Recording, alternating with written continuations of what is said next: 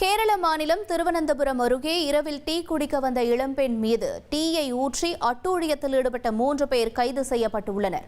இதுகுறித்த கூடுதல் தகவல்களை செய்தியாளர் சிவசபாபதி வழங்கிட கேட்கலாம். சிவசபாபதி, வணக்கம். என்ன நிகழ்ந்தது? எதற்காக இப்படி ஒரு சம்பவம்? விவரம் என்ன?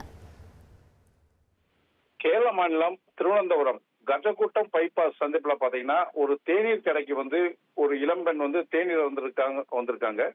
அந்த சமயத்துல பாத்தீங்கன்னா அப்பாதி, ஆதர்ஸ் மற்றும் நிதின்ராஜ் ஆகிய மூவரும் பாத்தீங்கன்னா மது போதையில அவங்களும் அந்த தேநீர் கடைக்கு வந்ததுல பாத்தீங்கன்னா அந்த பெண்ணிட்ட தகாத முறையில பேசியும் தொந்தரவு செய்தும் சூடான தேநீரை அந்த பெண் மேல ஊட்டியிருக்காங்க. இது மட்டும் இல்லாம அந்த பெண்ணை பின்னாடி துரத்தி போய் துன்புறுத்தவும் செஞ்சிருக்காங்க.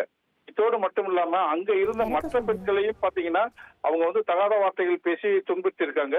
இது மட்டும் இல்லாம அங்க அருகில் இருந்த கார்கள் எல்லாத்தையுமே உடைச்சிருக்காங்க. இத அங்க இருந்த பொதுமக்கள் இந்த 3 பேர்ட்டையும் தட்டி கேட்க போய் அவங்களையும் பொதுமக்களையும் இவங்க தகாத வார்த்தை பேசி அடிக்கும் போது பாத்தீங்கன்னா அந்த பொதுமக்கள் அளித்த தகவலின் பேரில் பாத்தீங்கன்னா கஜக்கூட்டம் போலீசார் சம்பவ இடத்திற்கு 3 பேரையுமே கைது செய்திருக்காங்க.